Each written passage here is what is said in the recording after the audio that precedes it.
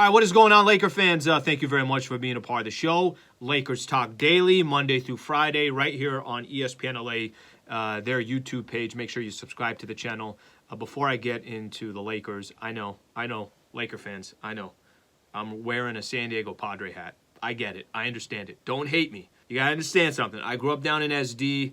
I am a Laker fan, but I'm also a Padre fan. I'm going to the game. I'm going to the game here in a few hours, Dodgers and the Padres.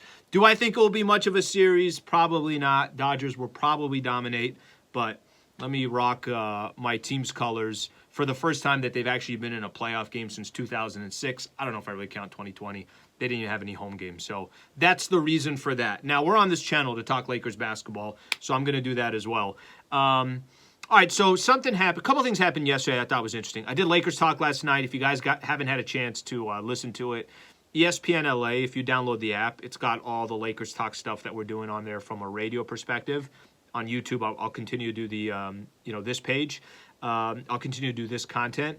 But I want to get into one thing that came out of yesterday. So we know only 2 preseason games left for the Lakers. The good news is it sounds like Darvin Ham's going to use these final 2 games to give they'll play regular season minutes, there'll be regular rotations, and he's going to try as best as he can to figure out what the Lakers are going to use when they start the season on October 18th up in San Francisco against the Golden State Warriors. So that part I'm excited about because I can't determine anything of the Lakers so far because AD has played in a game. He played in the first game and the fourth game. LeBron, AD, Patrick Beverly, Russ, they missed game 3 and 4. So it's really hard to tell what the lineups are going to be. So I'm excited that these final 2 preseason games, one coming up tomorrow against the Minnesota Timberwolves, one coming up on Friday against the Sacramento Kings, that we're actually going to see these players play together and hopefully have some type of resemblance of what the Lakers are going to look like come opening night.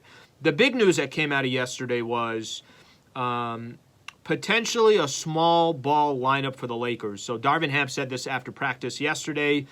The Lakers are considering Anthony Davis at center. That is under heavy consideration, according to Darvin Ham. Okay, I got a couple thoughts on here. By the way, if you guys have some thoughts on AD playing the 5, feel free to comment below. If you want to slam me for wearing a Padre hat, completely understand as well. You could slam me below. But this is the one thing that I'll say about the starting lineup for the Lakers.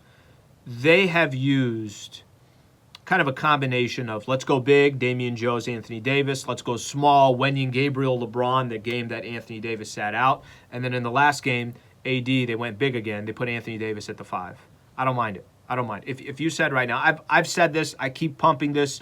Ideally for me, I would have preferred Russ coming off the bench. Ain't going to happen, so just put him in the starting lineup because the Lakers are giving no indication that he's going to come off the bench. However, if AD is going to start at the 5, you got to have guys that play defense. You have to. You need to have players that are there to play defense, that defense is the foundation, and hopefully the Lakers kind of live off that mantra.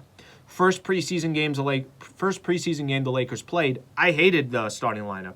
Kendrick Nunn and Russell Westbrook was in your backcourt, and then it was Damian Jones, Anthony Davis, and LeBron James. I don't want to see that for multiple reasons that I'll get into in a second. If you go AD at the 5, I'm all good with it. But have players in that starting lineup that play defense.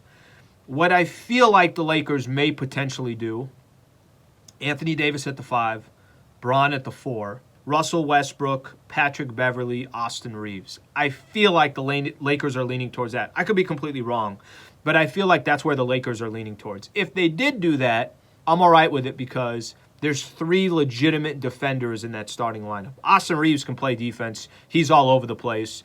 You're never going to question his hustle, any of that stuff. Anthony Davis is arguably the best, one of the best. Let me stop there. Giannis is the best 2-way player in the league. AD is one of the best 2-way players in the league. Anthony Davis obviously can play defense. Patrick Beverly is in this league because he plays defense. So, with all that being said, I want to set that up properly.